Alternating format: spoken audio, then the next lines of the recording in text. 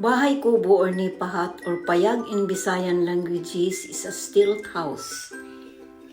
Indigenous to the Philippines, it is made up of bamboo and nipa or coconut palm leaves. Materials used are temporary and very much common in the rural areas in the Philippines. In this specific bahay kubo, its entrance you can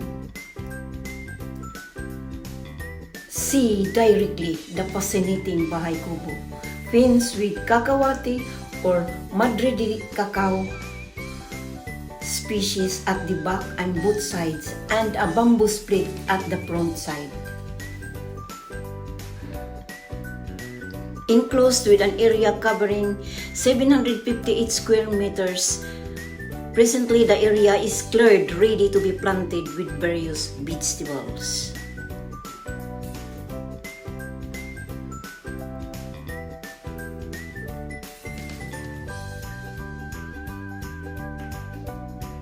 During summer, you can enjoy swinging a traditional cradle under the mango tree where the temperature is cool and the air breeze is fresh.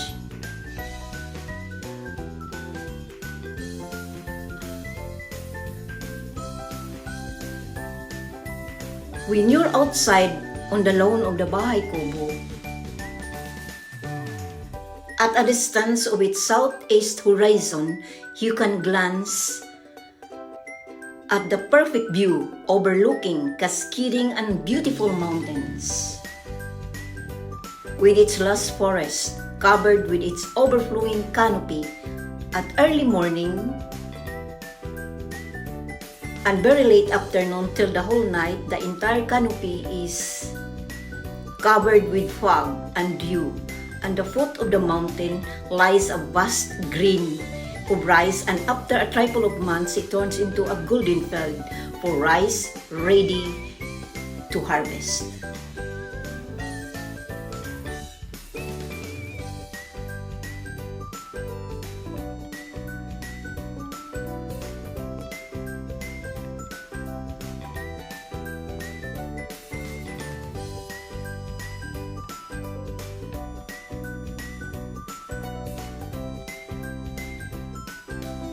At the back of the bahay kubo is the artesian well as their main source of water. However, 20 meters at the back of the said bahay kubo is a river enough to recreate yourself through riding a kayak or any traditional boat or canoe. Like the movie Pocahontas, you can enjoy yourself with full freedom. Singing as loud as you can, nobody bothers you, and you cannot bother either. And let everything past bad memories go. Let it go. Go.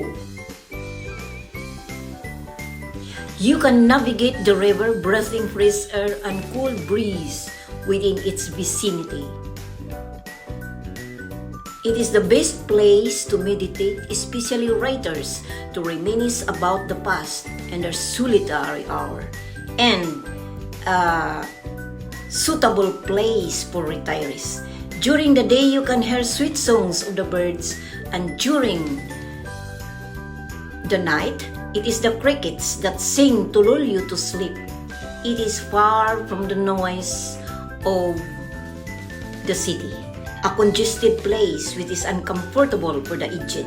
Also, in this river, you can gather shells that match the cooked banana fruit grown at your garden. Hence, you bring simple and delicious food or meal at your nipahat's table. For me, life here is almost perfect, simple but peaceful. With a few beautiful and happy people around you, no sophisticated place can compare to nature, providing man like a semi-paradise abode.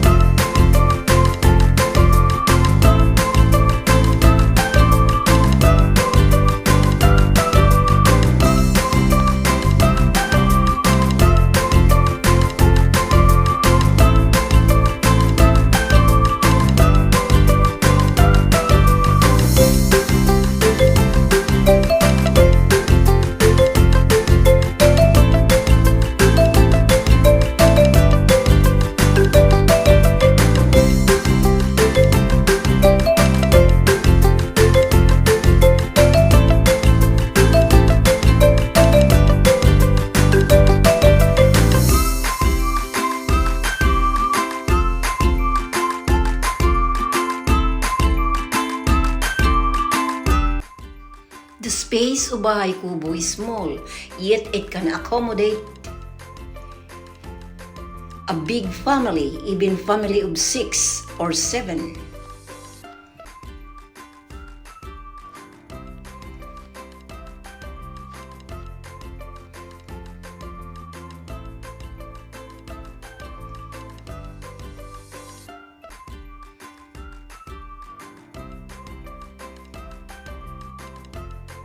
Somebody will sleep at the bed, or in Visayan languages, lantay. Others will sleep under the lantay.